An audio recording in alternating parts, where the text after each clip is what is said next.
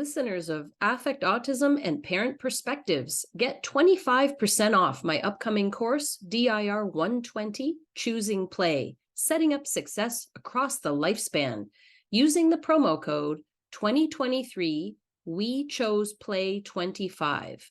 That's 2023 WECHOSE PLAY 25. Live online Fridays from noon until 1:30 p.m. Eastern Time, starting Friday, November 3rd, going through to December 15th, with no class the week of American Thanksgiving. In this 6-week course, participants will review Season 1 of my Floortime documentary, We Chose Play, and discuss each episode, including review, Q&A, reflection, and action steps to support your Floortime experience. Parent Perspectives, a new podcast from Affect Autism.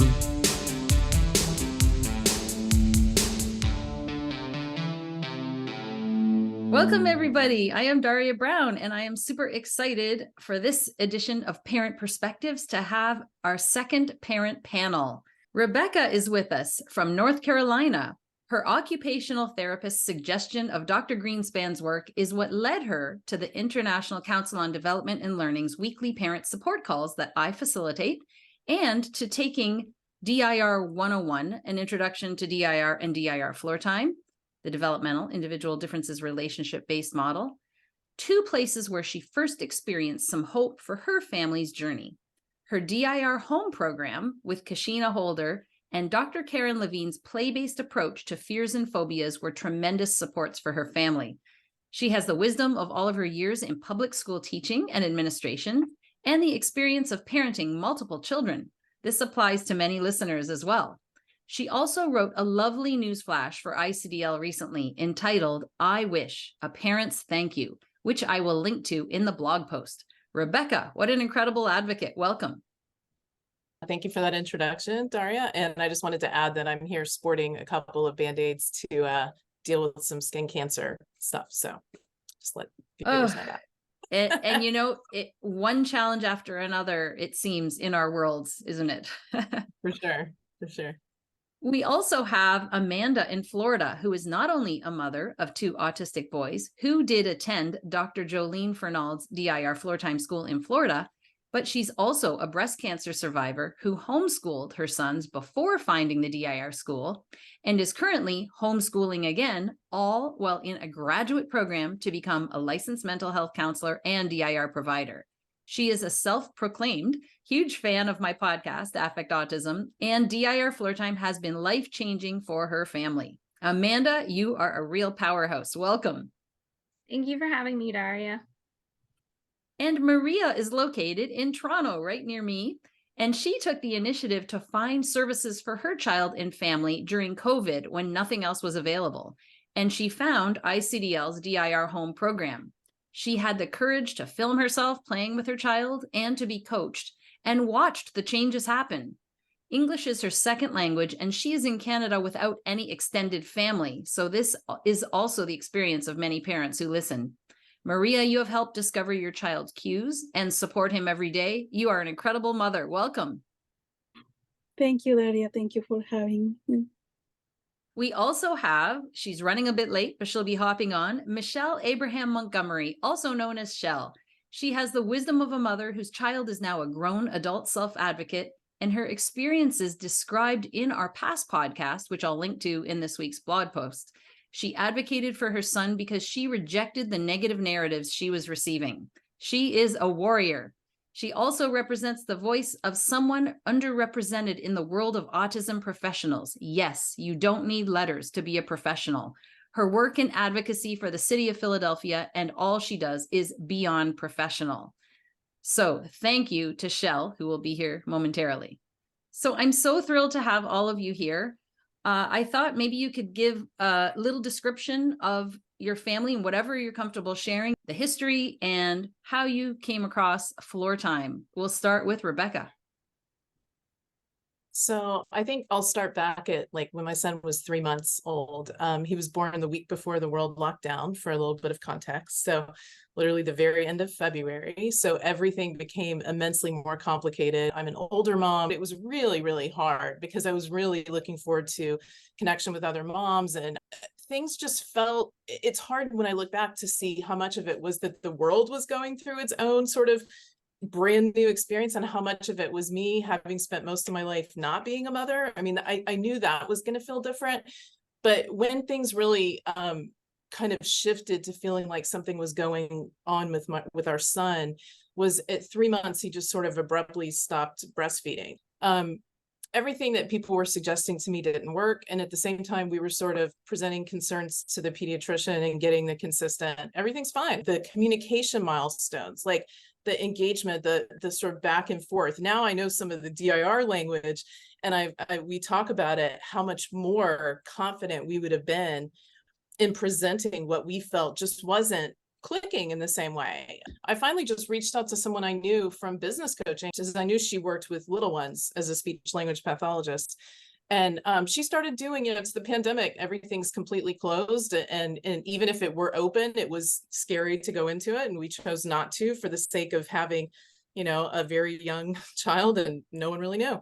So she was willing to do the sort of coaching us. Let me tell you how humbling that was, because I spent my life in education, and then I'm getting feedback about how too much language for him, or to, you know, we're big talkers, my husband and I. So we're sitting here kind of, you know, and being coached to sing with my child. And I've sung with thousands of kids. I've taught hundreds of kids to read, right? So all of a sudden I'm in this, like, this isn't clicking for, this really isn't clicking for my own baby. It was really, really hard emotionally. And at some point, I would say maybe 4 or 5 months, he was definitely, let me restate that, we were making progress because it's funny, you know, the way we started the journey is the way we're still on the journey. And what I mean by that is it's still all entirely about our learning. And that goes for all of our kids, right? Much more so than like anything. It's really what we're learning and what we're shifting in the environment. And so we were learning. And so the outcomes were showing in his progress. But she said to us at one point, she said, you know, we were getting ready to go to my family's for the first, he was going to meet his grandparents, who were almost 90, for the first time. And we were going on this long car trip. And she said, while you're going, why don't you and Michael, my husband, just listen to this book? And I'm going to forget the title right now, but The Sensory Child, The Out of Sync Child. I remember thinking, gosh, what an awful title. Like, I don't really like calling something out of sync, like calling a child out of sync, but I get the point. We listened to it, and this is where sort of our story takes a turn to integrate one of our older children, is that we were probably on, I don't know, I-95 for an hour listening to this book, where we both just like look at each other like, what?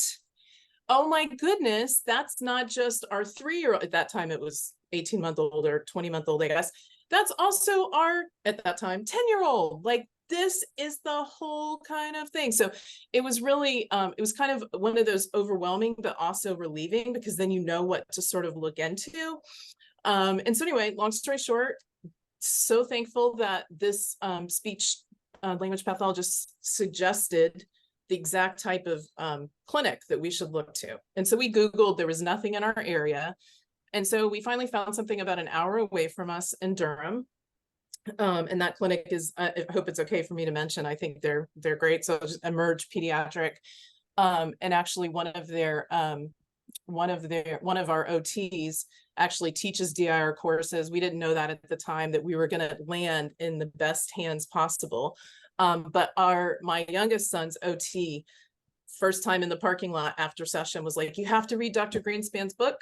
And that just sort of started this whole trickle for us of Dr. Greenspan's book, led us to hunting on the internet, found Daria's support group calls, which were immensely valuable. And I would just be muted. I mean, we were just living in so much challenge with our sons at the time. It was like, I'd be muted, but I would be like, oh, this is so good. I'm going to look this up later. I'm going to read this. I'm going to understand this. And so after that, I took the DIR 101 course. And then we can come back to this, but I just remember for the first time hearing a compassionate on both forums, and your calls, Daria, and with Jeffrey Gunzel taught the class that I took. This sort of like really compassionate voice for parents and what our experience had been. And it wasn't compassionate in a way of saying like, there's nothing for you to do or learn. It was compassionate in the reality that I felt like we were living. So anyway, that's how our journey started. And that 101 led us to the home program. And we were blessed to find Kashina Holder there, and honestly spent most of the time working on our ability to co-regulate, working on our own sort of process. And that's kind of where it continues today in our learning. I've done 201 and continued the learning here in our home. But our boys have we have a beautiful story with this now 3-year-old and 13-year-old who we call ourselves a floor time family. And we often have their OTs will co-treat at times, and we'll have them in a room. And so the 13-year-old learning strategies that are floor time based to play with the 3-year-old is actually part of his plan and part of his support. So it's just been, we just can't say enough, like, amazing things about what DR has given us as a family. Oh, that's wonderful to hear, Rebecca. Your story resonates with me as well. Let me go on to Maria next in Toronto.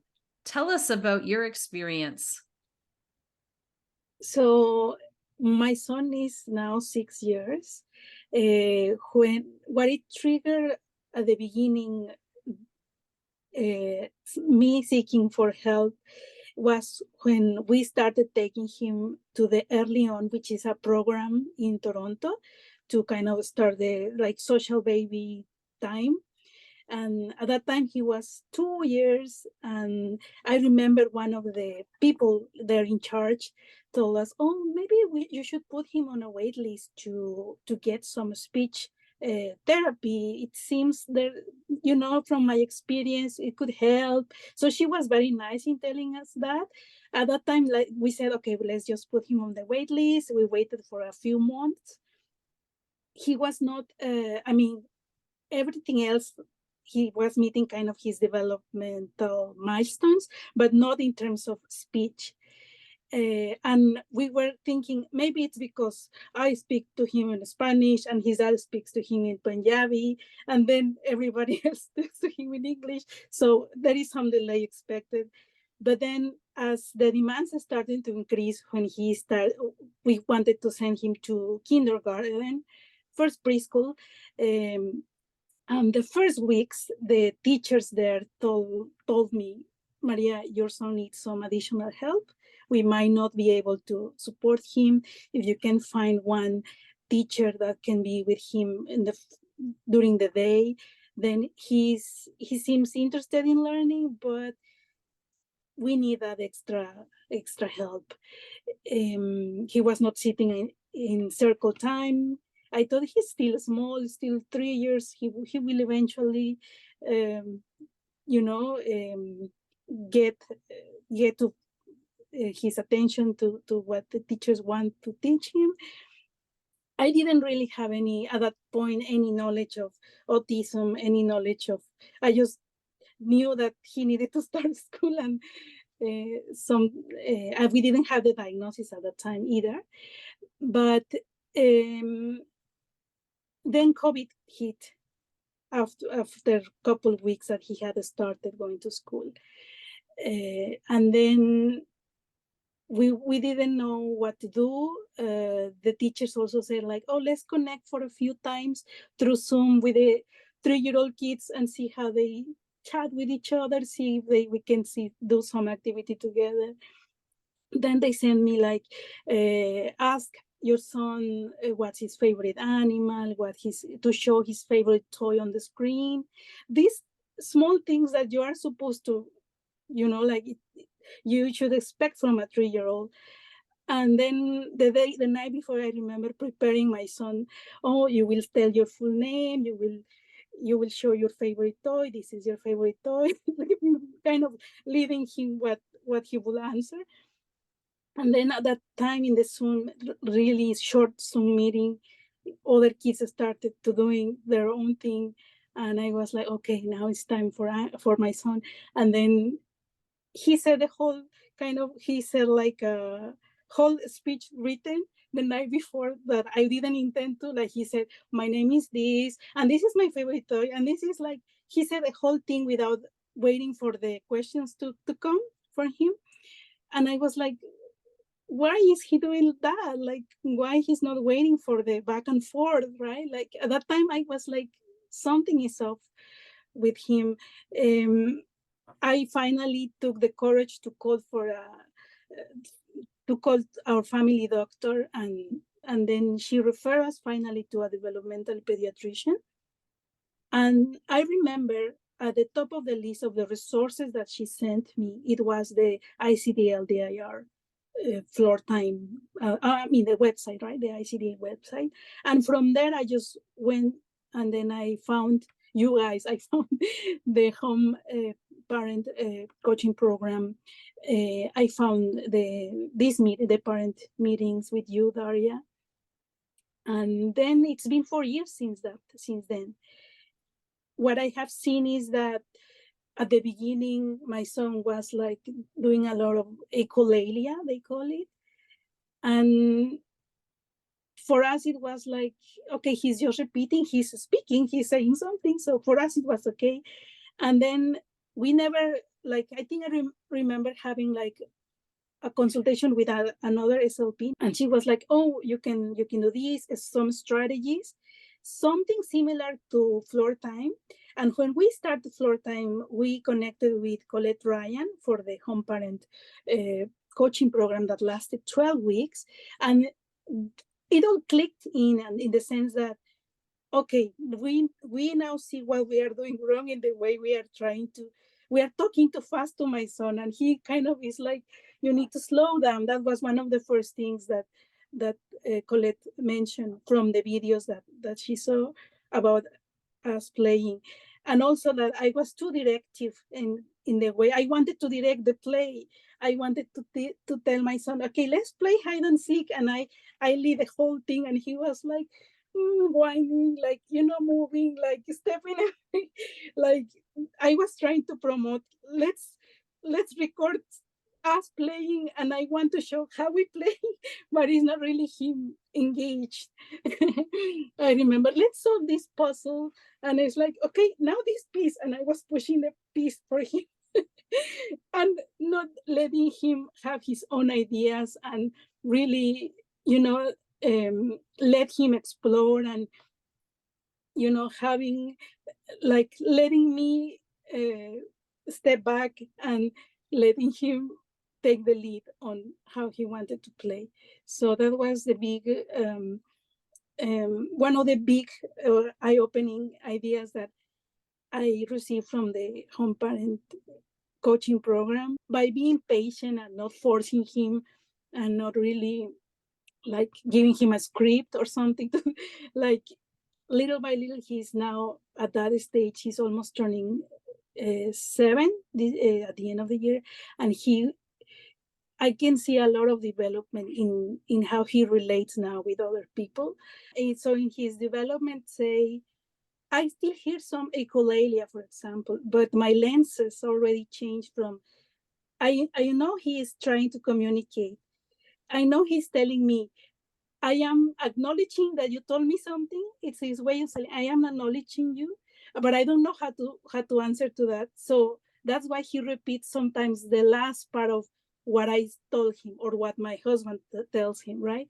So it's not like we are looking from some SLP's perspective to, let's disappear the echolalia completely. No, it's like, it's communication for him, and he's letting me know he's trying to respond, but he doesn't know yet what to respond, or how to carry on the conversation. Trying to explain this to the teachers. Colette also not only coached us, but also the teachers. And that really, I think that really helped my son to stay the whole cycle of the first, it's 2 years in the Montessori classroom. I really saw he made a lot of progress. Academically, they advanced him more than what I was expecting, and then made him ready for starting grade 1 last year. So yeah, we cannot be happier with what we have learned. And I know it's a long way ahead. I hear you guys talking about adolescence, and I am trying to kind of start getting ready and learning from you guys. Yeah. Wonderful. Thank you so much, Maria. Let's go to Amanda.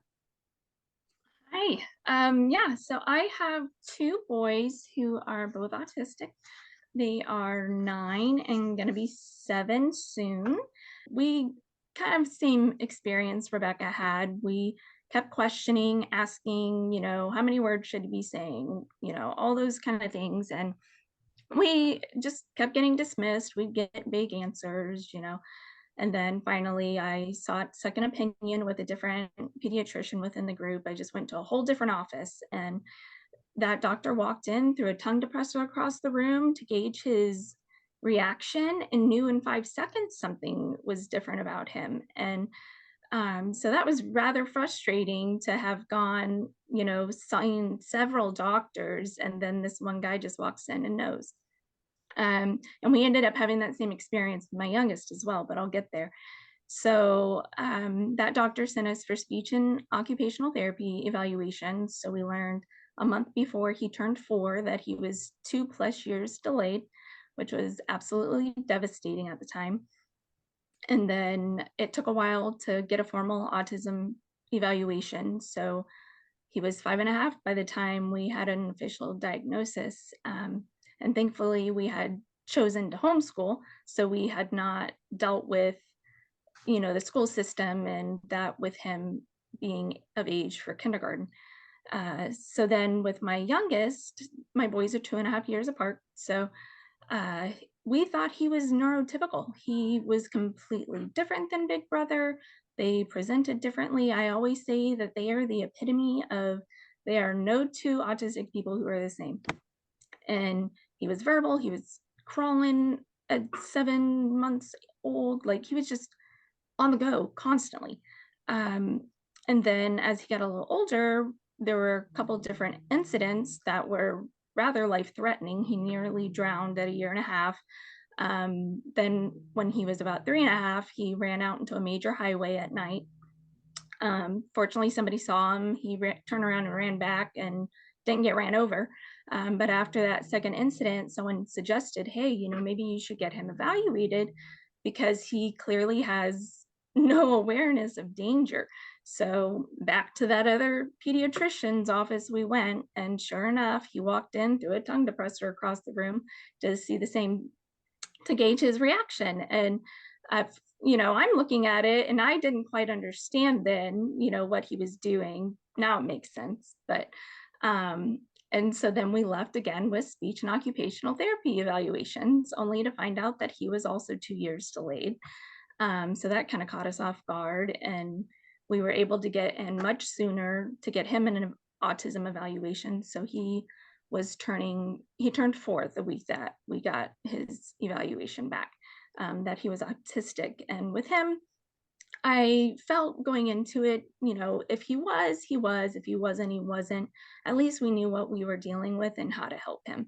And so I had, my husband and my mother were kind of shocked and upset about it. And I'm just like, oh, great. I don't have to figure out how to parent an autistic kid and a neurotypical kid. Now I can, parent them the same way. This is great. So we had been with a speech and occupational clinic for 3.5 years before we said goodbye to them. So 2018 is when we initially had evaluations for my oldest. And then 2019, at the end of 2019, he was diagnosed. So then we went into 2020 and couldn't really do anything. So that saved us from getting involved in full-time ABA. And then in 2021, there were just some behaviors and different things going on.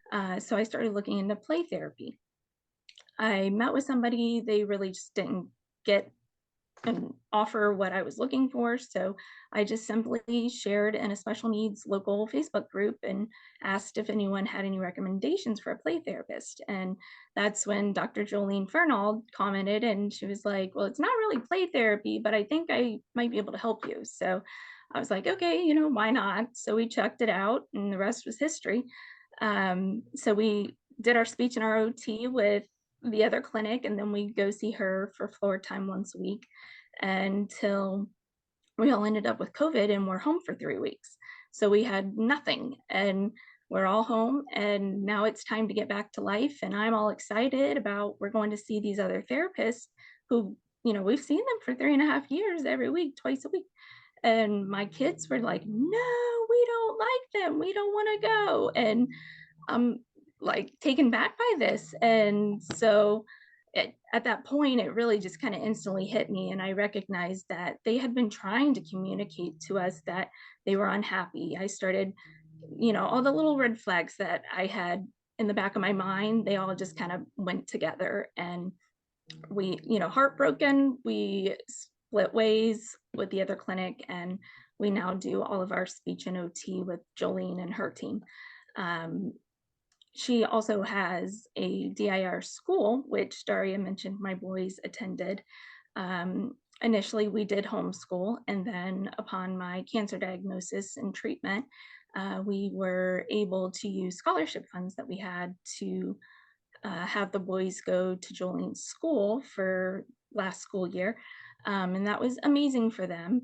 And now this year we are back to homeschooling. So but that is how we found floor time. And like you've shared already, it's been life-changing, and I look forward to sharing more as we talk. Thank you so much, Amanda. Okay, and now we will go to Shell. Shell, welcome. I know that you shared your story in our past podcast. I hope people will go and listen to it, because it's a phenomenal 2-part podcast with both Shell and her son, Kylil, who is a grown self-advocate. He's incredible. Their story is amazing. Shell talked about the challenges of her child, as well as his sister, who had presented with other differences and challenges. And now she has the experience of being a grandmother to an autistic boy. And so I will let you explain, this kind of second wave, let's say, of experiencing autism. Yes, thank you so much, Daria, for allowing me to be here and share my story. And I'm super excited about being here. And now, as I like to say, glam mom,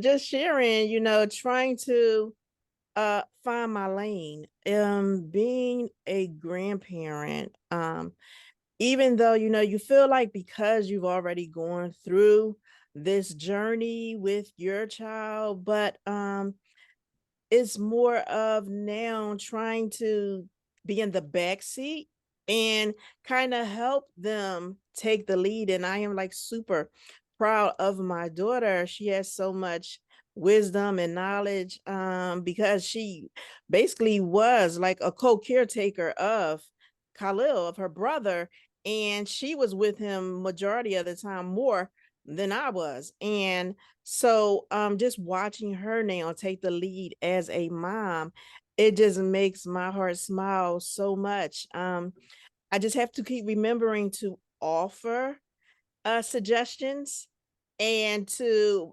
basically ask her, what does she think about things, and allowing her to find her way. And that is so important, because we want to first and foremost respect the fact that our children are now adults, and allowing them to take the lead. That was the hardest part, I think, of everything, because I now had to learn how to control impulse, right? Impulse control for myself, because so many times I found myself wanting to jump in and wanting to say, do this and do that. And I had to always stop, I call it fast forward. Whenever I wanted to do something, I would stop, fast forward it, and see how that would look. And to think, if she didn't like what I was saying, or if that's not the way she wanted to go, would that cause a rift in my now relationship with her. And so that being able to fast forward and now think, I want to stay in my lane. I want to first and foremost make sure that my relationship and my responsibility comes first with my daughter and as a support person with my grandson. But just now learning how to put a pause on my warrior hat and opposed to, wanting to jump in and step in and take the lead, saying, well, I know that you saw I did some of these things with your brother, but what do you think about that for your son? Would you like to use some of those tools or would you like to do it differently? How can I support you? Is what I have to remember to say. And I will say that, there's been a few things mentioned here, Dr. Jolene Fernald, and, Colette Ryan and Kashina Holder. And these resources will be linked to in the blog post at affectautism.com. So listeners, viewers on YouTube, if you want to look it up, go to the blog post. Shell, I just wanted to ask, again, for those that haven't seen the podcast with Shell, I encourage you to go back and look. She talked about her story raising Kylil and having so many people against her, being told to put Kylil in a home, just nobody believing in his potential like she did, and, triumph and going through and, really advocating for him. And in the last number of years, being an advocate and being in a position where she is an advocate and does visits to families in Philadelphia and helps support them. And so much of her professional work, it's all related to autism. And I was wondering what of your professional work in working with so many families and helping be that liaison between either the school and the family or the hospital and the family or the residential center and the family. How has that influenced the way you look at things compared to, where you were? Like, I can't imagine you would have seen where your life would have gone. So I love that question. And wow, it's like, so just before I answer that, I want to share, as you were saying, like, wear so many hats. And so even with the work that I do, I myself I go to therapy once a week to just try to process what's going on, because sometimes our life get mixed into other people's lives and the people that we support lives and different things. And it's hard to disseminate like who is doing what and who to give what. And sometimes our emotions get complex, and the things that we're feeling from part A now gets taken to part B, but disseminated in part C, right? And what I learned was that because I have a mom's hat, and then I have a provider's hat, and then I have a friend's hat, and like as a peer when I'm talking to parents, and let's say I'm talking to another professional about a family, and they're asking me a question, my mom has come on and already start giving me the answer. So then I'm hearing the answer in the background. I was like, it was a breath of fresh air when my therapist was saying, Michelle, everything is okay, but your brain processes from different places and from these different hats. And that now, it's just a matter of listening to the information that you hear in your head and figuring out which hat is giving it to you. And that was like amazing to me, because as a mom, I want to make sure that my voice is being heard, respected. But the thing is that now as a grandmom, I'm going to from being in the forefront to now being transparent. And that was like, wow. So I'm kind of like switching the roles from always wanting to be seen to not being seen, but still making sure that the things that I have to offer is heard, honored, and respected as well. And so we have to just learn how to stay in our lane. And when it's time to go in that lane, sometimes we have to ask permission from the other person before we do it, because we want to be respectful at all times. I love the imagery when you speak, Shell, and the way you describe things and the way you've learned to organize them and everything has been so helpful to me. So thank you. And again, I'm going to say for like the 10th time or whatever, listen to those podcasts that I did with Shell and Kai Lil for sure.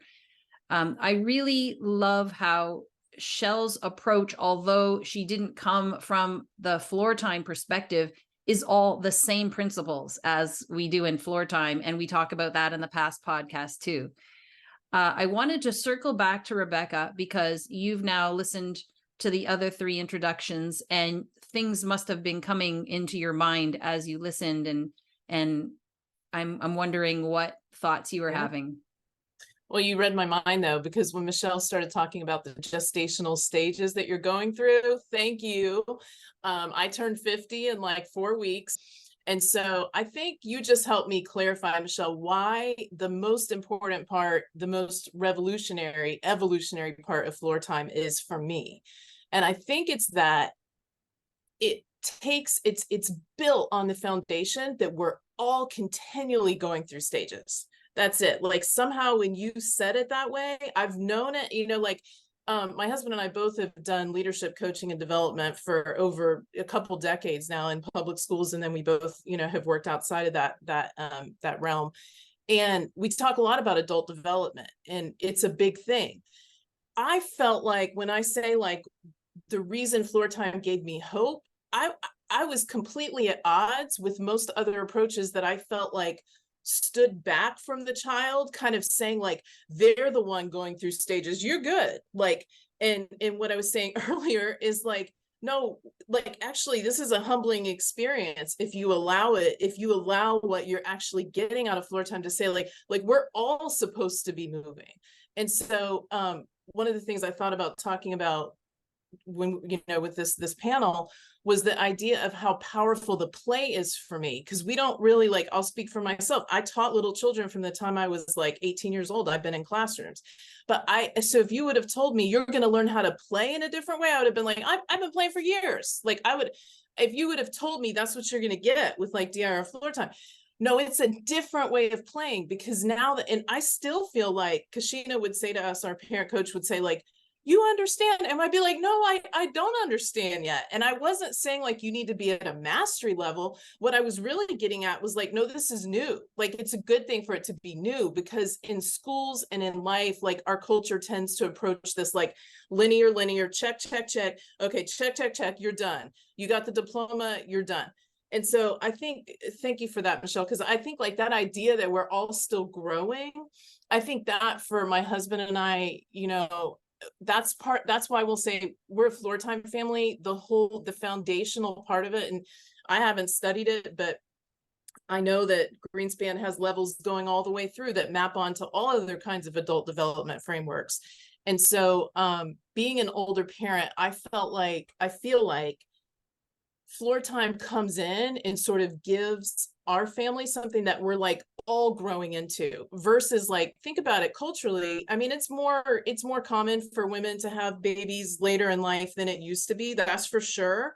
But you're still kind of like, I'm literally like, when I look at Facebook, everybody's with their grandchildren, which is exactly where I thought I would be. But as life had it, here I am with my first child at the same age as everybody else with their grandchildren. So it's like, you kind of get this weird sense of, you're done kind of a thing. And my husband and I have said like, it keeps us young, like it keeps us in the framework of like, back to the humility, back to the, what am I learning, back to the, I think the way you said it best, like the gestational stages. So that there's a lot of what everybody said that I was relating to, but that just sort of clarified for me why I think we've basically reorganized most of our lives around it to be like, now that doesn't mean we're doing it. I was first to say like, no, I still don't understand. Like, it's not a mastery thing, but it's a prioritization thing.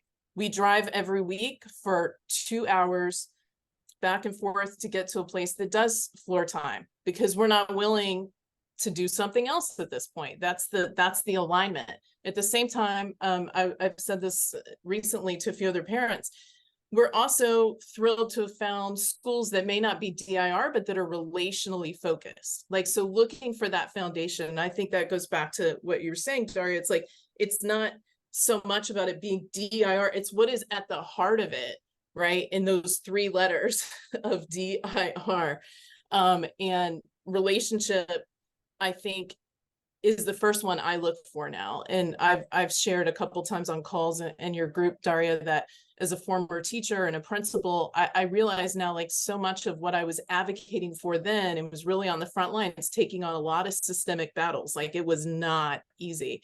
And in hindsight, looking back, I can see what I was advocating for was moving towards focusing on developmental framework, not saying check, check, check. Have they reached this? Have they reached that? Are they honors? Are they this? All the categorization, instead of looking at it as those life stages and developmentally, and then the individual differences. But again, most importantly, the relationship focus. I think everything else can kind of grow out of that if you find the heart of how we want to feel and how we want our kids to feel. Oh my goodness, Rebecca, I loved your comment, and it just helped me to just do a flashback of my life and to think. And I think that if we as parents, like, think about it, and our life has all of our lives have aligned us and set us up for where we are now. I worked for the school district as well. I started off in a classroom assistant, and then as a student advisor, and then a school support. What is that? So school improvement support liaison. But all of the positions that I had set me up just to become knowledgeable for right now where I am. And I think back to, like, when I was a student advisor, and I'm thinking, like, I was the voice for the students. I would advise them on if they were getting in trouble, what to do. I would go with them into the principal office and support them. And I remember that there was one of the youth I was working with that had freckles, and the kids were picking on her. And so what I would do is, when I would come into work, I would draw a butterfly or a rainbow or something on my face, so that now the attention was drawn to me. And at first the kids, kind of teased, but then it was like, oh, tomorrow, can you draw this on your face? Or can you draw that? Where they was requesting. And all of a sudden they went from rejecting it to accepting it. And so, like, even through studies, and when I do parent coaching, I'll tell parents that the stages of acceptance begins with rejection. And so it's okay when you or someone rejects things. It's like, let's say, for example, you found out you're diagnosed with something. The first thing you're going to say is, not me. And then you do some research, and then you may come into awareness of it. And some people never get to the acceptance stage, forget about embracing it. But the thing is that a lot of times, especially in families, and when I do the elephant in the room, having those challenging conversations after the diagnosis segment with families, is like helping everyone in the family to understand it's okay if your opinion is not aligned with everyone else. It's okay if your partner is not on the same page with you in the beginning about the diagnosis. The key is keeping the door open for when they're ready, whenever they're ready. Being able to still show empathy for them, even though, it might seem like one parent is doing all the work.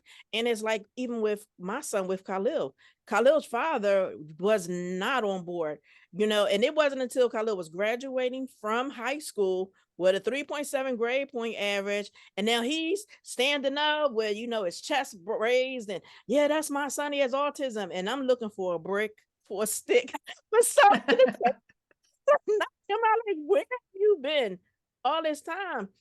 But it wasn't until later that I learned, I should have kept the door open, instead of trying to make him accept it, because he did eventually. But that would have been less of the conflict that me and him had if I would have said, listen, I know this is a, kind of a tough pill to swallow, and let's just get educated about it. And if I think would have been more loving towards him, that our relationship might have been different. It wasn't until we were in our late 30s that we actually were able to become friends. because we were butting heads and arguing the whole time, most of Khalil's life, about the diagnosis, that we couldn't see how we could partner and support each other while supporting him. Very powerful words. Thank you, Shell. I wanted to go to Maria to talk about your experience in, well, a couple of things. You mentioned, a few of us mentioned how it is more about our learning. It's always the focus is on the child, like, oh, the child has the diagnosis, we have to give the child this therapy, we have to do this and that for the child, when really it's about changing ourselves to be able to connect with our kids. And you described that, Maria, how you had to learn, like the echolalia was your child communicating with you and you were accepting of that. Yeah, if I was going to, at that time, considering I know very little about autism, and I thought, okay, I need to take him to the therapy as early as possible, and they will fix my child. They will fix whatever is wrong with him, with the way he talks, the way he is behind in this and that, the way he's picky at certain things, the way he repeats himself or wants us to create rituals that he leads for whatever activity, even just entering a space, like how the door should be open or closed at the beginning before we arrive. And then we have to, if someone is coming, we have to wait till that person leaves and the door again closes completely, and then we can enter. Those things, like, I was like, someone will explain to me, and probably the rule will have been like very different than if I have than what we learned from the parent the coaching program, because we really started learning about relationship, like the importance of the relationship. Is kind of like picking my battles, like how to set limits for him, like when we had to hurry up because we had to go to school at a certain time, but at the same time making it playful, like, I don't know, you don't want to wear your socks. Oh, maybe your socks go in the hand. Let me see. And then play, like putting the sock in my hand and playing a little bit more, like giving it time for him to kind of let him lead. And at the same time, rushing a little bit to get on time to school. All these kind of ideas that otherwise would not have come to me if I had in a state of stress and demand, and not also listening to my feelings, like my own fears, like, because my personality is a little bit more like also people pleaser and trying to do everything correct, like being always on time. So for letting those things go as well, and picking my battles, like I said, and let the relationship be the most important thing with my son. Like, I think I would really be a completely different parent if my son had not had that diagnosis, and also that the tools like floor time itself. Like, I would be really like authoritative parent kind of style, because that's how I was raised, and that's the tradition. That's all I knew, right? So yeah, it really changed many aspects, as well as to my husband. Like, if the parent style, mine was him was twice as much. He came from a traditional Indian family, and even at sometimes I can hear how he wants him to, in school, for example, let all be academics, like all strict, and how much is two times two and four times, like all kind of asking him. And I tell him, please don't ask this to him. Let him, he knows probably the answer. He will tell you the wrong answer just to be playful, and you need to kind of tune in more to him, right? So sometimes we kind of argue with these things, my husband and I, but the two of us learn a lot, like have learned a lot from the compared to where we started. And maybe I'm repetitive, but yeah, really also understanding not just the relationship part, but also like what difference he has, the sensory profile of my son, which we really had no clue in the beginning, like why he sometimes reacts in this way, why he doesn't like too much light, why all these things. It was like a it made sense in our head also, like, okay, this is why he's reacting in X or Y way in certain situations. Yeah. I don't know what else. Thank you so much. And, you know, it reminded me of something I wanted to say from your introduction, which was that you speak Spanish with your child and your husband speaks Punjabi with your child. And Dr. Greenspan talked about that, how important it is for the parents to speak in their native languages, because that's where your natural affect comes out, and that will support the relationship. And a lot of people think, oh, it's going to be too confusing, the different languages, but it's not. They pick it up and they assimilate it, and eventually it gets sorted out. But to have, I mean, I hear it echoing in the last parent podcast and in this parent podcast, relationship. That's the heart of DIR Floor Time. I'm going to refer people to the Parenting Styles podcast that I did with Gabriella. And she talked about different types of parenting. And yeah, sometimes, you know, we parent the way we were parented, and in, you know, we're a range of ages here, with Amanda being our youngest. But still, even so, all of our parents, I think, generally had that behaviorism in the culture at the time, and that's slowly shifting to more developmental parenting approaches. And so thank you for sharing that, Maria.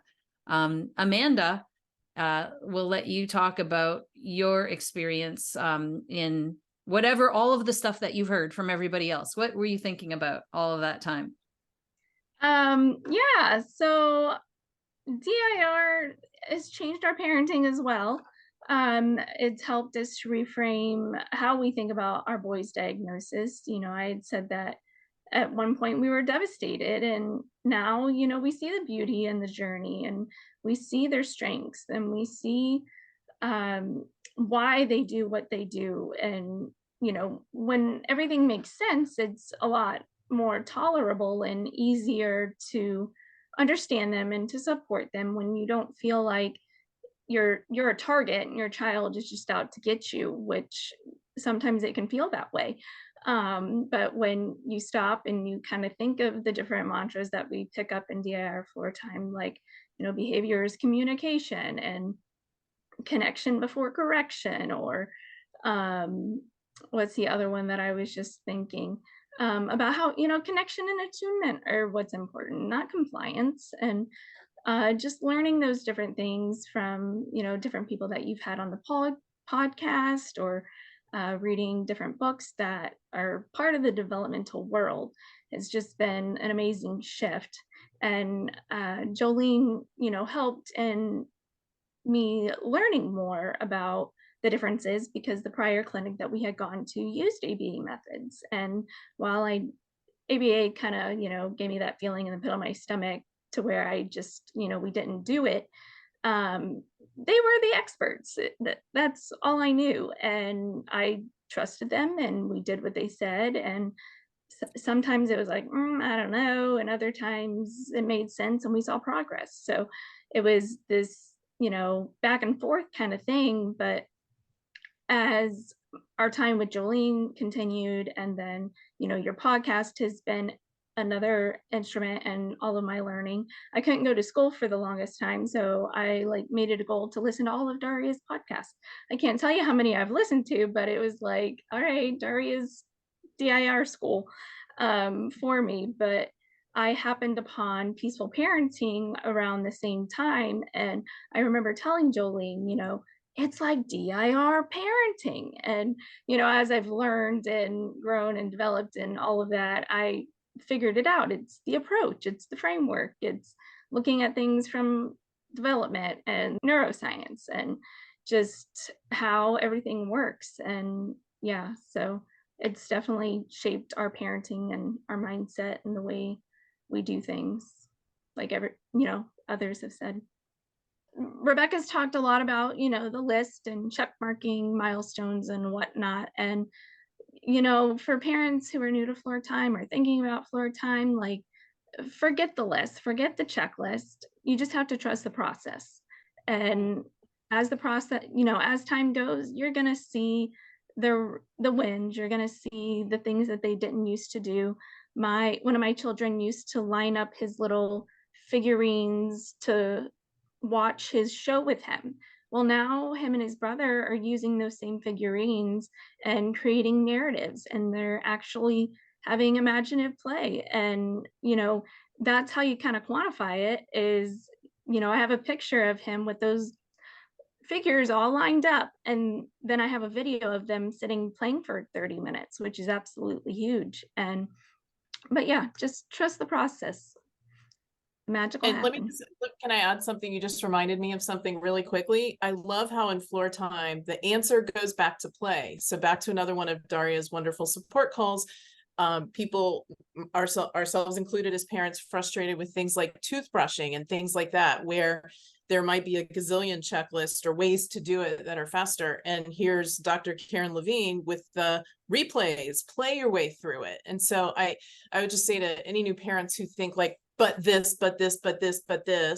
it makes me feel better if there's a linear, I get that. That's kind of how our whole culture has tended to engage, but this helps us, somebody said it, put the kids or the teachers in a way. And we've basically played our way from having to chase our 3-year-old through the house with the toothbrush to he'll stand there with 2 toothbrushes. I think I showed you a video of it, Daria, where he's just like, and that happened from play and being like back to the humility and being silly as can be. Like if you could see some of the videos of me like acting afraid of my own toothbrush and then dad acting afraid and giving him haircuts. We do the same thing. I cut dad's hair in front of him. Don't tell him I'm good. It's the whole thing, since COVID, we've learned how to do so much, but we've played our way through that. And that, to me, that's what the play has been so healing for us in so many ways to be like, this is not, it's just so counter to what we've typically learned about how to, back to what you just said, Amanda, it's like, it's not,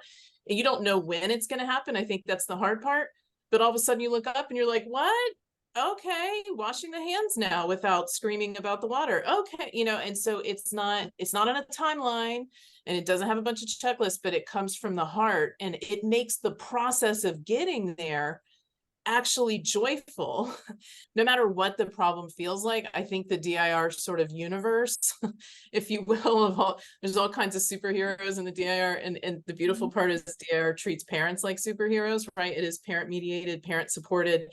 You find all kinds of welcome and access in any of the courses and any of the calls. So I think every one of us is a superhero, but there are also these people that you can find if you dig around. In the Daria's blog is the first place I think all of us have dug around and find a way to work towards what your goals are as a family. So it's just amazing. Yes, I just, it's so interesting to hear everybody's version of the stories because everybody's experiences are so different and we all find what works best for us. And even if our kids are going to schools that have behavioral approaches or having services because that's what's funded that you have no control over, we can be that pillar. I remember always hearing with big sisters and big brothers, they always said the person just needs one important mentor in their life. And that one important person, is the family unit, the parent that is the floor time approach, like really protecting that relationship sense of safety. And no matter what the world brings, I think that gives a solid base for our kids and we watch them flourish and how much we learn from our children in this experience. So I want to thank you all so much for sharing everything that you have shared today. I really appreciate it. I could talk to you guys for like 17 more hours. But thank you, listeners. Please check out the blog post at affectautism.com. And I will put links to some of the resources we talked about and referred to in the podcast. Thank you so much, everybody.